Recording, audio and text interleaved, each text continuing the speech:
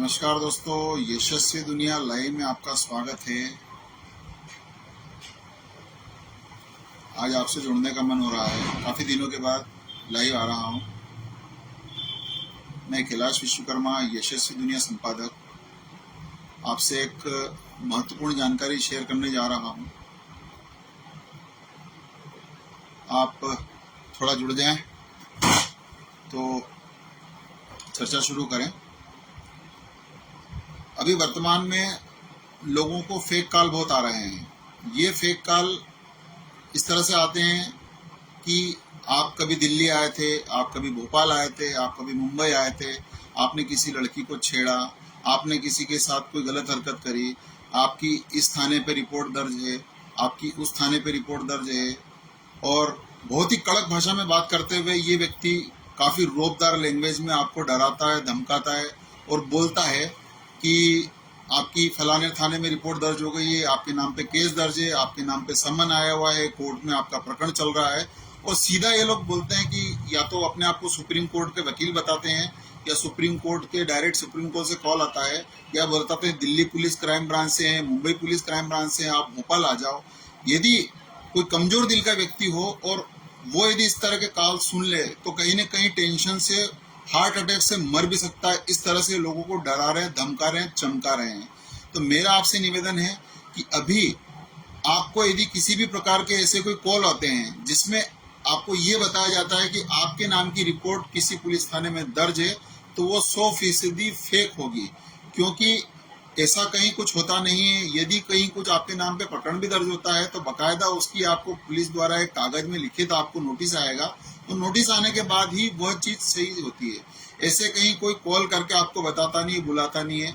यदि ऐसी किसी प्रकार का भी कॉल आपके पास आ रहा है तो आपको कहीं भी ना रुपया लेके जाने की जरूरत है, ना उनसे बात करने की जरूरत है।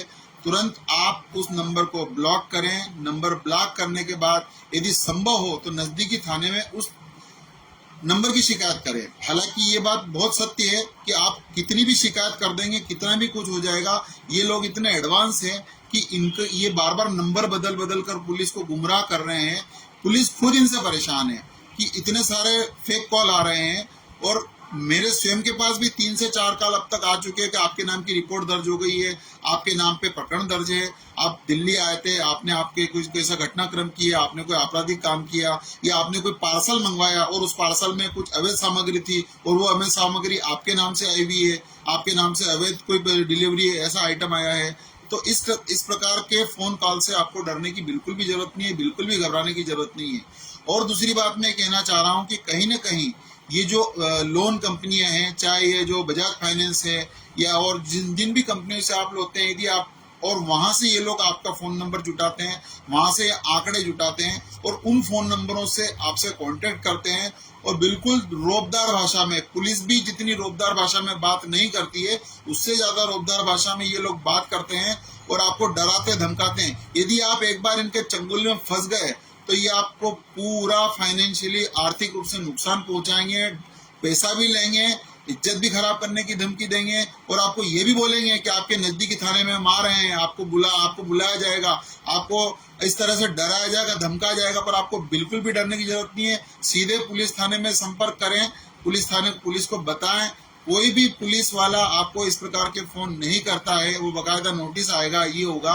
और आपकी कोई भी शिकायत होती है तो आपको डायरेक्ट पुलिस आपको ऐसा करेगी। ऐसे फेक कॉलों से बिल्कुल बच के रहें और अपने आंकड़े, यदि मैं तो ये भी कह रहा हूँ कि जिन कंपनियों से आप लोन ले रहे हैं उनसे इस प्रकार का एक एग्रीमेंट कराएं, एक ऐसी बातचीत करें कि हमारे आंकड़े आप किसी भी अन्य संस्थाओं को मत दें, क्योंकि ये यदि लोग फोन लगा रहे हैं तो न कहीं से आपका नंबर पता लगा रहे हैं। सपोज करो कि आपने कोई वाहन लिया और उस वाहन का आपको मोडल नंबर भी बताएंगे, आपको उसका डेट भी बताएंगे, कितनी आउटस्टैंडिंग है ये भी बताएंगे। तो कहीं ना कहीं ये लोन कंपनियां आपका डाटा इन चोर लोगों को, इन डकैतों को, इन फ्रॉडबाजों को अपना डाटा ये लोग शेयर कर रहे हैं।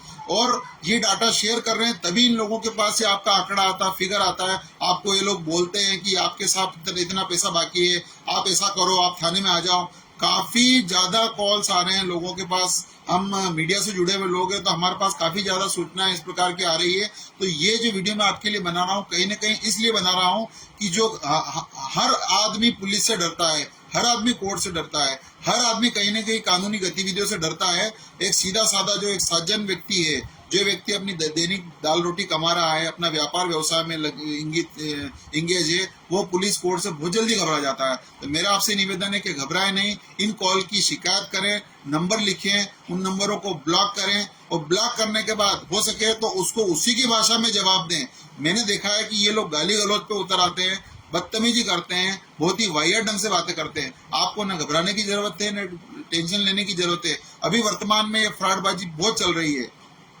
अपना फोन नंबर किसी भी, और एक बात और मैं आपको बताना चाह रहा हूँ, आजकल लोग अमेजन से, डिलीवरी से कहीं ना कहीं पार्सल मंगवाते हैं, तो उस पार्सल के ऊपर आपका एड्रेस लिखा हुआ रहता है, आपका कॉन्टेक्ट नंबर लिखा हुआ रहता है, आपका टेलीफोन नंबर लिखा रहता है। तो उसका जो कवर है, उसका जो ऊपर का कवर है, उसको आप बाकायदा अपना मोबाइल नंबर डिलीट करके, फाड़ करके उसको डस्टबिन में फेंकें, कहीं डालें, क्योंकि उन कवर से भी ये लोग मोबाइल नंबर निकालते हैं और आपको कॉल करते हैं। कुल मिला के अपना मोबाइल नंबर प्राइवेसी रखें।